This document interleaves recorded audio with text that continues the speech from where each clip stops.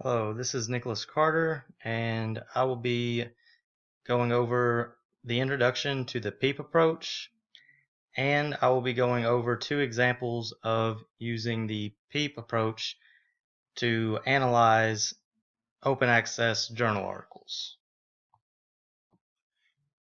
Alright, so for the first thing, in the introduction to the PEEP approach, PEEP stands for Publication, Editor, Editorial Board, and Publisher. And these are all things that you'll have to go through and look at when you're analyzing if a journal article is credible or not.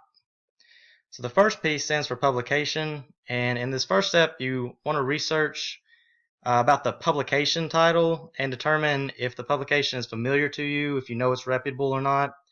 And if it's not very familiar to you, you'll end up having to do a Google search on that and sort of look up information on the publication and see how reputable it is.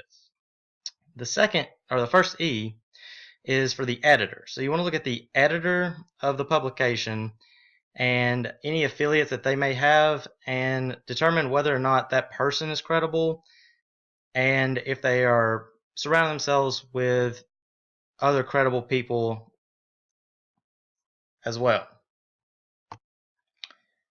The second E is for the editorial board.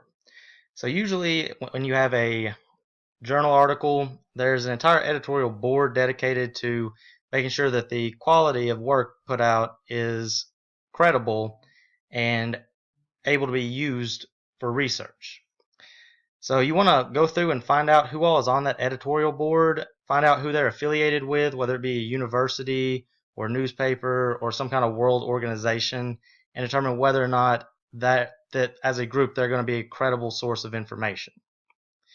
And then lastly is P for publisher. And you want to go back and look at who's publishing this work. Is it somebody who is trying to get out information to everybody and that information is going to be good?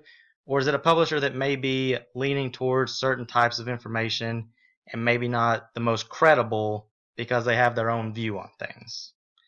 And that's pretty much the PEEP approach to analyzing journal articles.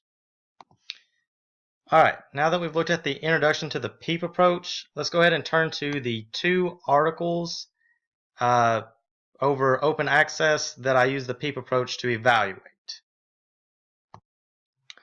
In the first article, it was an article over comparing the impact of open access versus non-open access articles in the same journals by Stephen Harned and Tim Brody.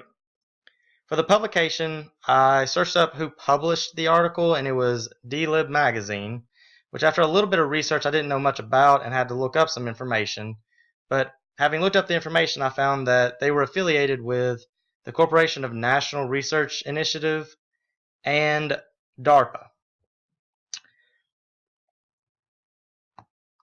Both of these institutions are well known and both very reputable sources. So this is pretty good when evaluating the journal article, pointing it towards some credibility. So the next thing I looked at was the editor. And the editor was Benita Wilson, who has been the editor of the magazine since 1998, and this is her first position as editor. Looking through research, I couldn't find anything negative about this editor, and she is working for the magazine, which is run by the National Research Initiative, which is a pretty reputable nonprofit, which we'll get to later. So for right now, there's nothing bad on Benita Wilson, and she has been with the company for several years, so it seems pretty reputable still at this point. The next E is the editorial board. And while I did quite a bit of research to try to find out more information about the editorial board, all I could come up with was, other than Benita Wilson, she also has one additional editor, which I couldn't find the name of, who also works for the National Research Initiative. She did also mention that outside of her expertise, any articles they receive, they send to external reviewers with the author's permission, and the author is able to decide whether or not they want to go ahead and continue with the process of getting their article in the magazine. By not really having a whole lot of an editorial board, I do think this takes a little bit away from the credibility of the articles, but just based on the national research initiatives and who all's affiliated with this magazine, I still think it's somewhat credible and alright to use for research. The last P is for the publisher, and the publisher of the magazine is the corporation, the National Research Initiative. From the website, I found that the publisher is a nonprofit organization started in 1986 to foster research and development for the national information infrastructure. One of the major goals for the program is to research and identify and nurture infrastructural technologies and services that will unlock the potential of information and knowledge along with technology itself. The organization itself, I was able to find a board of directors for it, and amongst the board of directors for it, there were several members with affiliations with very good institutions like the California Institute of Technology, Princeton University, and the University of Virginia, which is pretty good indication that this is going to be highly academic and that they're not really going to be putting out stuff that's not very credible.